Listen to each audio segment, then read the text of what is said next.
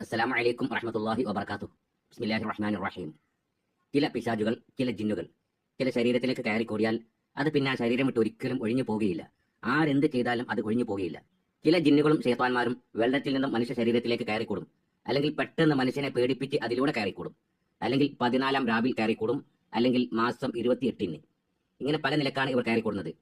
ചില സ്ത്രീകളുടെ ശരീരത്തിലേക്ക് മാത്രം കയറിക്കൂടുന്ന ചില ജിന്നുകളുണ്ട്, ശൈത്താന്മാരുണ്ട്. ഇവർ ആരെന്ത് ചെയ്താലും ഇത് ഒഴിഞ്ഞു പോകുകയില്ല.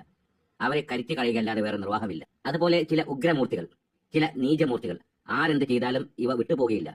അവരെയും കരിച്ചു കളയുകയല്ലാതെ വേറെ നിർവാഹമില്ല. ഇനി പറയുന്ന കാര്യം പോലെ ചെയ്യുക. എന്നാൽ ഏത് ജിന്നായാലും ഏത് ശൈത്താനായാലും കരിഞ്ഞു പോകും.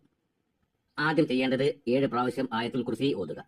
അല്ലെങ്കിൽ ഒരു സഹായി ഓതിക്കൊണ്ട് ഇഷ്ഫി എന്ന് പറഞ്ഞ് തലയിലേക്ക് ഊതിക്കൊടുക്കുക.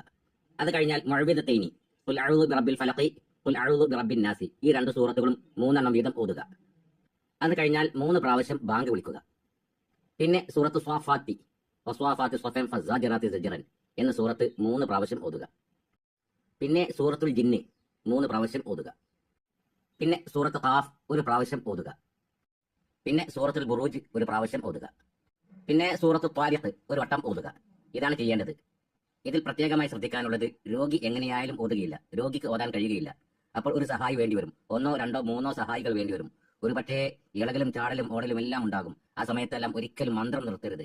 നിർത്താതെ മന്ത്രിച്ചുകൊണ്ടേയിരിക്കണം. ശക്തിയായി ഓതിക്കൊണ്ടേയിരിക്കണം. അത് ശ്രദ്ധിക്കുക തന്നെ വേണം. ഓത്ത് നിർത്തിയാൽ ഒരു പക്ഷേ ബുദ്ധിമുട്ടായി മാറും. ഓത്ത് ഒരിക്കലും നിർത്തരുത്. നല്ല ധൈര്യം സംഭരിച്ച് ഓതിക്കൊണ്ടേയിരിക്കുക. പിശാചിനെ നിങ്ങൾ ഒന്നും ചെയ്യാൻ കഴിയില്ല. ഓത്ത് നിർത്തരുത് എന്ന് മാത്രം. ഭയപ്പെട്ടു പോകരുത് എന്ന് മാത്രം. സംശയങ്ങൾ